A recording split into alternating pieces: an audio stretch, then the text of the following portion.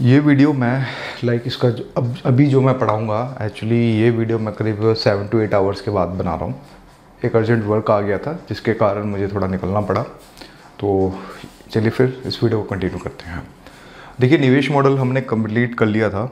अब इसके बाद आता है विज्ञान और प्रौद्योगिकी। देखिए, यहाँ पर अगर मैं बात करूँ तो सबसे ज़्यादा जो है बच्चों को सबसे ज़्यादा कन्फ्यूज़न होती है। तो उसी टॉपिक को जो है हम यहाँ पे लेके चलेंगे कि देखिए, जैसे कि सिलेबस कह रहा है कि विज्ञान और प्रौद्योगिकी विकास एवं अनुप्रयोग और रोजमर्रा के जीवन पर इसका प्रभाव। एक वर्ड को समझना, वर्ड यहाँ पे है विकास और इसके अनुप्रयोग। ये दो वर्ड बहुत इंपॉर्टेंट है। विकास का मतलब जो भी हमारे आज के समय साइंस टेक को लेके कोई भी चीज़ अगर मतलब इम्प्रूव होती है, उससे रिलेटेड कोई भी चीज़ होती है तो उससे रिलेटेड टॉपिक आ सकता है।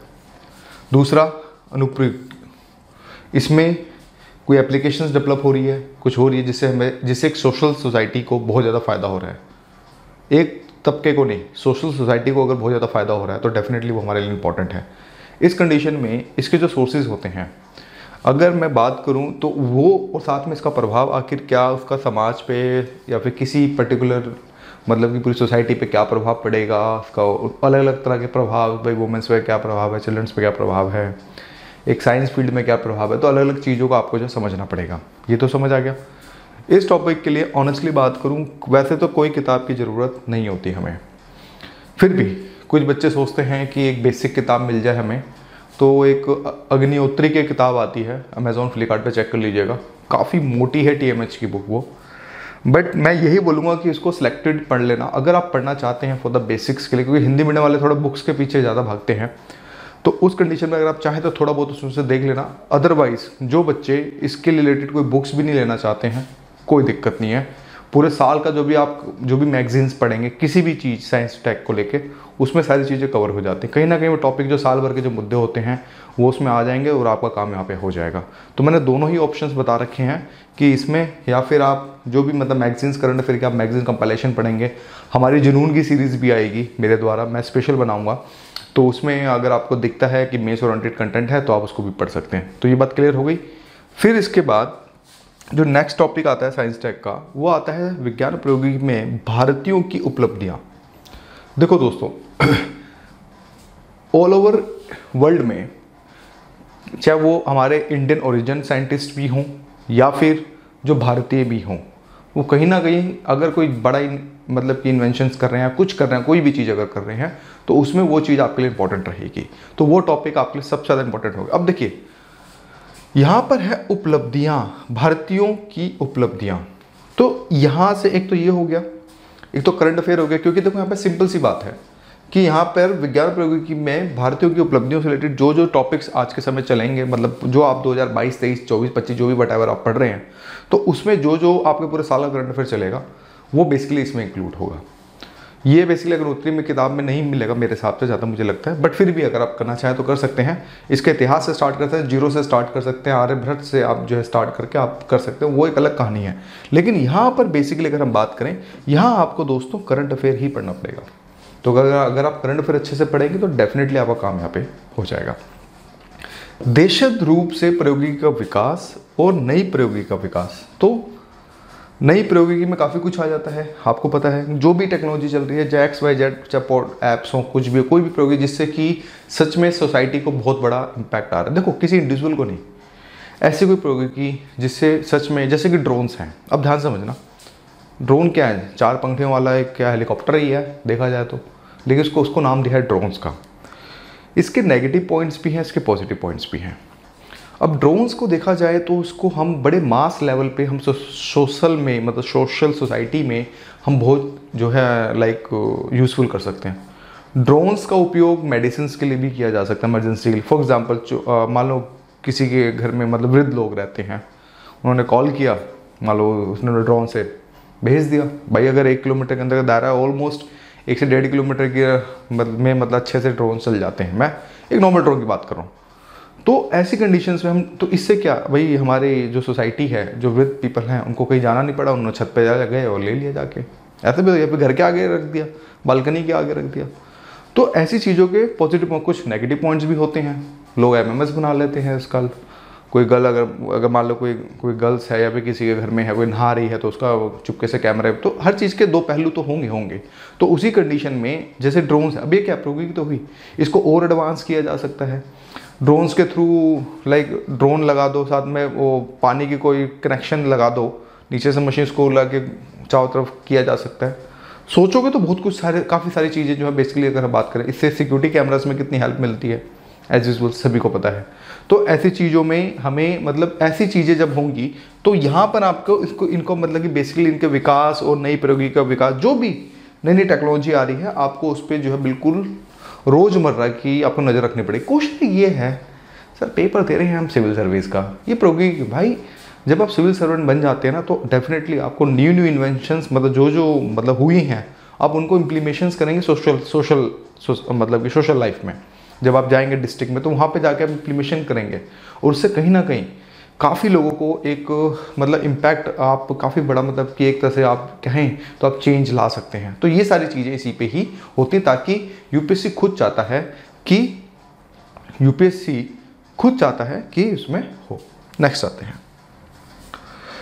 देखिए सूचना प्रौद्योगिकी, अंतरिक्ष, computer, robotics, nano technology, biotechnology और बौद्धिक संपदा अधिकारों से संबंधित विषयों के संबंध में जागरूकता, यानी कि यहाँ पे बात हो रही है IPR की। ठीक है, तो जो आपके बौद्धिक संपदा के जो अधिकार होंगे उससे रिलेटेड आप नोट्स बनाओगे, तो ये सारे के सारे टॉपिक्स बेसिकली देखा जाए ना करंट अफेयर्स के हैं। तो इनके लिए कोई आप बुक ले रहे हैं, ठीक है, दैट्स योर विश, बट मुझे नहीं लगता, जैसे फॉर एग्जांपल अंतरिक्ष है, एक इतिहास निकाल लो थोड़ा सा एक पेज के अंदर क्या था, ठीक। अब ये तुम पता चले तुम अपोलो 1, अपोलो 2, अपोलो 5 पढ़ रहे हो, वो नहीं, फर्स्ट देख लो कि हमारा पहला मिशन कब गया था, ठीक है, जो सक्सेसफुल रहा। उसके बाद डायरेक्ट करंट अफेयर पे आ जाओ कि डायरेक्ट आज के लास्ट के 20 ईयर्स पे सिचुएशन पे आ जाओ कि हमने क्या क्या मतलब खोजें करी, उसकी उपलब्धियाँ क्या क्या है, हमने क्या क्या ढूंढा, ठीक है। तो ये सारी चीज़ें हो गई अंतरिक्ष को लेके। कंप्यूटर्स में जैसे कि आज के समय भी आप देखें तो अगर इंटेल का देखें तो i7 तक है, i9 भी है, मैंने कहीं देखा भी है। तो ऐसे में आपको थोड़ा लेटेस्ट है, आपको चीज़ों को अपडेट रखना पड़ेगा अपने आप को, ताकि कंप्यूटर्स को लेकर छोटी मोटी चीज़ें भी हो सकती हैं, जो जैसे कि CD है, डिस्क है, मेमोरी कार्ड है, ये बेसिक्स चीज़ें जो आज के समय से सभी जानते हैं। कंप्यूटर्स में और भी एडवांस है कि भाई मतलब समझ रहे हैं कि लाइक कंप्यूटर में देखें तो और कुछ एडवांस कंप्यूटर, जैसे कि इंडिया ने अभी फास्टेस्ट कंप्यूटर भी बनाया था, तो उसके बारे में थोड़ा पता होना चाहिए। तो कंप्यूटर से रिलेटेड चीज़ें भी यहाँ पे होनी चाहिए। फिर है रोबोटिक्स में देखो, जैसे कि आपको पता है कि रोबोटिक्स में अगर देखा जाए तो कोरिया और जापान बहुत आगे हैं। रोबोटिक्स का देखो, अब देखो ये कैसे यूज़ किया जा सकता है, रोबोटिक्स क्यों भाई, फॉर एग्जाम्पल जैसे कि आज के समय अगर हम बॉर्डर सिक्योरिटी की बात करते हैं, फॉर एग्जाम्पल इंडिया पाकिस्तान वाला बॉर्डर है, इंडिया पाकिस्तान वाला वो जो आपका बॉर्डर है पूरा राजस्थान वाला, वहाँ कितनी गर्मी होती है, वहाँ being as a human 50 degree temperature होता है। अगर आप जैसलमेर की बॉर्डर पे जाएंगे, अगर आप इस पर राज्यसभा का एक एपिसोड भी पड़ा है BSF को लेके, तो आप उसको देखेंगे तो you feel proud so much. तो उसमें देखेंगे कि मतलब गर्मी हो चाहे कुछ भी हो, लेकिन वो पेट्रोलिंग कर रहे हैं। रोबोटिक्स आ गया तो आप रोबोट्स के थ्रू भी तो पेट्रोलिंग करा सकते हो। क्या हो गया, कमांड एक बंदा ऑपरेशन हेड में बैठा हुआ है, वहीं से कमांड कर रहा है, चारों तरफ कैमरे लगा दिए हैं। तो ये सारी चीज़ें रोबोटिक्स में लाइक इंटेलिजेंस, वो अगर यहाँ पे अगर बात करें तो आर्टिफिशियल इंटेलिजेंस भी चीज़ आ जाती है। जैसे कि टेस्ला अभी देखो अमेरिका के अंदर देखो लाइक देखें तो ड्राइवरलेस गाड़ियाँ बना रही हैं। वैसे देखा जाए तो बस ड्राइवर पीछे बैठे आराम से गाड़ी अपने ऑटोमेटिक चलती रहेगी। हालांकि वो भी उनको 100% उस पर नहीं मिला है, बट फिर भी टेस्टिंग पे है। तो ऐसी चीज़ों को आपको इनोवेट करना पड़ेगा। इससे क्या होगा, रोबोटिक्स डाल दे तो भाई देखो मशीन को दोबारा बनाया जा सकता है, इंसान को थोड़ा दोबारा बनाया जा सकता है अगर कोई मर गया तो इससे एक तो हम अपनी मैन पावर को बहुत ज़्यादा मतलब कि कम कर सकते हैं इससे, रोबोटिक्स से भी। और ऐसा नहीं है दोस्तों ओवरऑल रोबोटिक्स हो गया तो मैन पावर बहुत ज़्यादा कम हो जाएगी, पर इतना भी नहीं।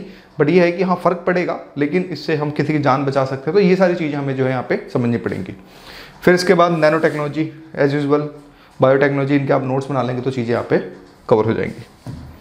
नेक्स्ट आता है दोस्तों संरक्षण, पर्यावरण प्रदूषण शरण, पर्यावरण प्रभाव का आंकलन, यानी कि यहाँ तो आ गया EIA। ठीक है, यहाँ तो आपने EIA पढ़ना है अच्छे से, इसका प्रोसेस क्या है, किस तरह से होता है, किस तरह से नहीं होता, ये सारी चीज़ आप पढ़ेंगे। यहाँ पे आ गया संरक्षण और पर्यावरण प्रदूषण और शरण। अब देखो यार वर्ड को समझना, यहाँ पे है पर्यावरण प्रदूषण, वो चीज़ जो पर्यावरण में प्रदूषित कर रही है वो सब पर्यावरण प्रदूषण है। For example plastic, marine pollution. देखो मैं ये नहीं आ रहा जल भूमि और इस पे वायु, मैं इस पे नहीं आ रहा, कॉमन सेंस लगाओ भाई। न्यूक्लियर है, और भी सारी चीज़ें हैं।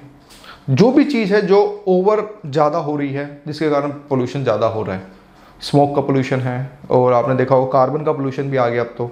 द हिंदू का आर्टिकल ने निकाली थी चीज़ें कि भाई ग्लेशियर पे कार्बन की परतें ज़्यादा जम रही है जिससे कि रिफ्लेक्शन रेशियो कम हो रहा है और वो जो है आपके पिघल रहे हैं ग्लेशियर। तो ऐसे जो भी पोल्यूशंस हों जिसको आप देख रहे हो, जैसे कि भी देखा था लाइक हमने देखा था श्रीलंका के पास वो जहाज़ डूब गया था, ऑयल टैंकर्स थे, वो भी पोल्यूशन एक तरह से भाई मरीन को इफेक्ट करता है। आपको ही पता है तेल होता है तो डेफिनेटली इफेक्ट करता है।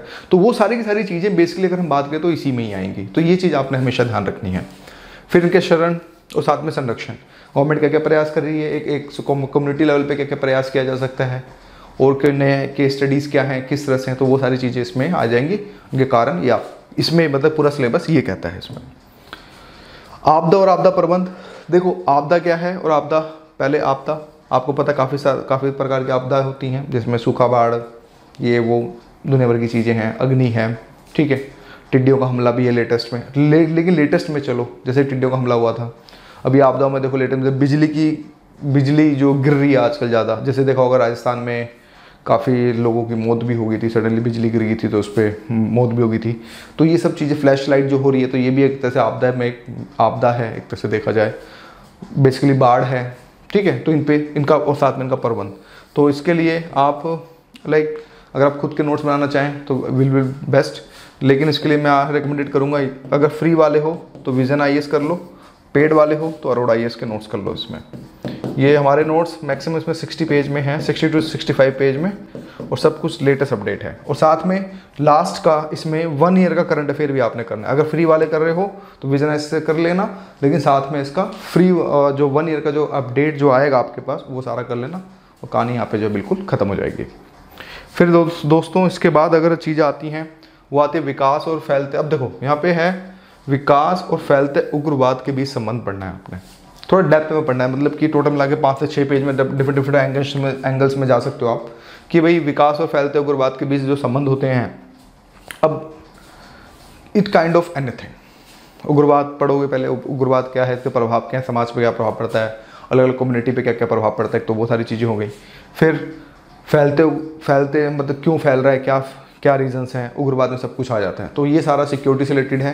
तो इसके लिए ऑनेस्टली बात करूं, वैसे किताब आती है TMH की आंतरिक सुरक्षा, अगर आप वो पढ़ना चाहो तो पढ़ सकते हो, लेकिन हालांकि वो जैसे वो फॉर द बेसिक्स है, नथिंग एल्स। ऐसा कुछ नहीं है कि इसमें आपको बहुत ज़्यादा पॉइंट्स मिल जाएंगे, आपको बिल्कुल करंट ही करना पड़ेगा। तो उस कंडीशन के अंदर आप वो चीज़ों पर फोकस करोगे तो ज़्यादा बेस्ट रहेगा।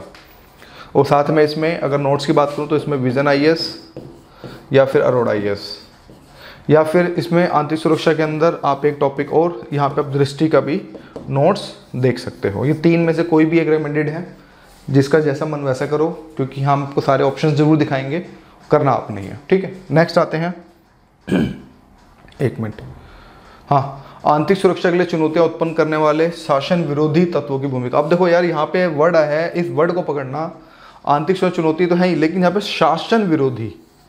अब यार देखो शासन विरोधी में सब कुछ आ गया। अब ये डेफिनेटली किसी सरकार के अगेंस्ट ही जो भी होता है, जो सारी चीज़ होती है उसे किसी सरकार के अगेंस्ट ही तो होती हैं, शासन के अगेंस्ट ही होते हैं। अब इट कैन बी एनीथिंग, चाहे वो कोई सा भी ग्रुप हो, चाहे वो आतंकवाद हो, चाहे वो इंडिविजुअल हो, व्हाट्सएवर, चाहे कोई भी ग्रुप्स हो, चाहे ये पॉलिटिकल पार्टी का टुकड़े टुकड़े गैंग भी हों, नाम इनका रख रखा है जैसे जी न्यूज़ वालों ने टुकड़े टुकड़े गैंग है या फिर ये है, लेकिन हमें दोनों एंगल से समझना है। अब यहाँ पर बीइंग एज ए सिविल अगर आपको सिविल सर्वेंट के हिसाब से आपको यहाँ पे एक चीज़ का जरूर याद रखना है कि human right commission, human rights को जरूर आपने हमेशा फॉलो करना है। जैसे कि I will tell you 1 example, जैसे कि काउंटर्स होते हैं, ठीक है, फीलिंग्स लगी रहती हैं लोगों की कि ठीक है भाई उसने रेप किया और वहाँ पे जो है लाइक उसका काउंटर कर दिया गया। जैसे कि अभी हमने केस देखा था, ठीक है, अभी रिसेंटली हमने केस देखा था जहाँ पे उसका काउंटर किया गया, मैं नाम नहीं लूँगा। फेसबुक पे बाढ़ आई, बहुत अच्छा किया, लेकिन प्रैक्टिकली अगर आप एक अच्छे लेवल पे सोच रहे हो, यानी कि अगर इसके देखो इंस्टेंट रिजल्ट और एक दूर के रिजल्ट में फ़र्क होता है। ठीक है, इंस्टेंट रिजल्ट मिला, 7 साल उसको भी लग जाते, निर्भया वाले केस जैसे ही 7-8 साल उसको भी लग जाते, 6-7 साल लग जाते, वो एक कहानी एक अलग थी।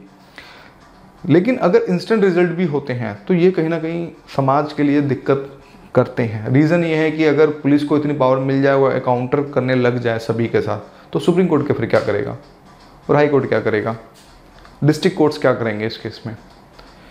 आप समझ रहे हैं? एनकाउंटर करने से अगर, ठीक है, फीलिंग्स के साथ बात करें, लेकिन हमें फीलिंग्स नहीं रखनी पड़ती हैं।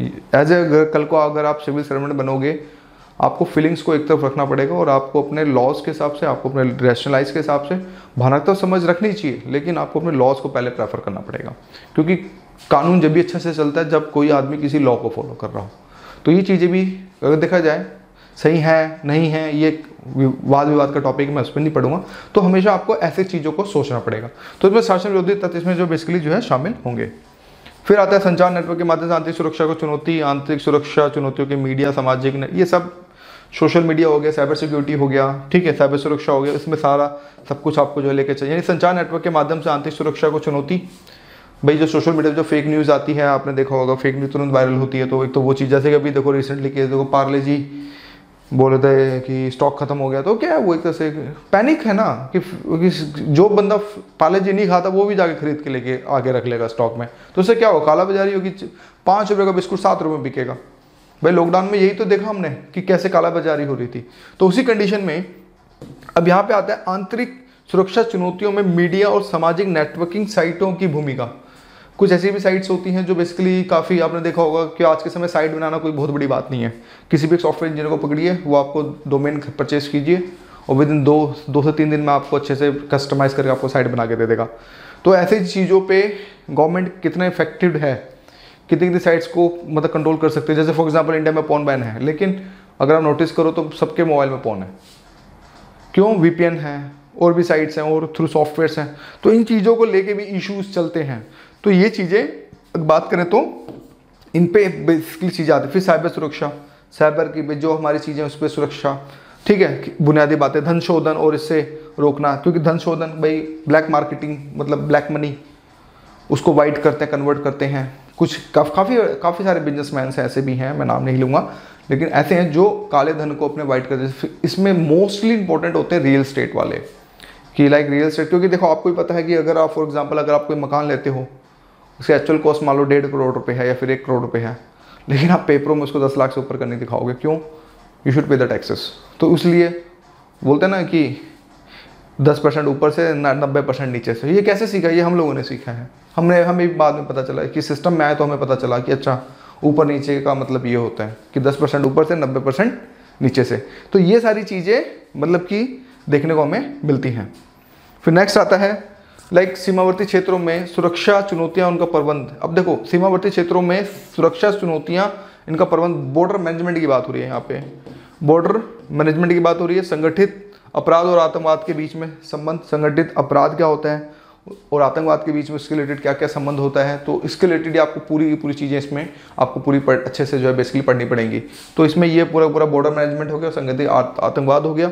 इसके लिए भी सबसे बताऊँ सारे टॉपिक्स के लिए करंट अफेयर पढ़ो, विजन्स का या फिर अरोड़ाइस का या फिर दृष्टि का, और लास्ट के 1 ईयर का अपने करंट अफेयर उसको अपडेट करना है। फिर आता है विभिन्न सुरक्षा बल और संस्थाएं तथा उनके अधिशेष, जैसे कि विभिन्न सुरक्षा बल में लाइक BSF आ गया, CISF आ गया, आपका लाइक BSF आ गया, CRPF आ गया, ठीक है। साथ में इसका आप लाइक विभिन्न सुरक्षा बल्स में लाइक इंडियन नेवी आ गया, इंडियन एयरफोर्स आ गया, इंडियन आर्मी आ गया, उनके अधिशेष हो गए। तो ये सारे सुरक्षा के बल हैं, क्योंकि वर्ड है सुरक्षा बल, इट कैन बी एनीथिंग, ठीक है। जैसे कि ये अभी शाहरुख खान का केस, उसके बेटे का केस चला, तो उस जो NCB है उससे रिलेटेड भी आपको पढ़ना पड़ेगा। तो ये सारी चीज़ें बेसिकली मतलब GS पेपर 3 में हमें ये चीज़ें ध्यान रखनी पड़ेंगी। तो आई होप आपको चीज़ें समझ आई होंगी। मैंने काफ़ी डेप्थ के अंदर बताया, मैक्सिमम चीज़ें करंट अफेयर से ओरिएंटेड होती है। बताने को मैं भी GS पेपर 3 की इतनी सारी बुक लिस्ट बता सकता हूँ, उसका कोई मतलब नहीं रह जाता। द बेस्ट सोर्स ये होना चाहिए कि just you should read 1 standard book, उसके बाद जस्ट नोट से काम चलाओ। अपने हैंड रिटन नोट्स जितने कंसाइज करके रख सकोगे उतना आपके लिए बेनिफिट रहेगा। बोलने को यूट्यूब पे बहुत ज़्यादा भुकाली और टाइप का जलजला टाइप की वीडियोस हैं, मैं मानता हूँ वो अपने लेवल पे सही है। भैया देखो मेरा सिंपल सा काम है, ऑनेस्टी के साथ चलो, टू द पॉइंट बात करो, ज़्यादा बेस्ट है। क्यों क्यों किसी का इतना टाइम मतलब ख़राब करो। तो आज की वीडियो के लिए इतना ही। Thank you for watching my video.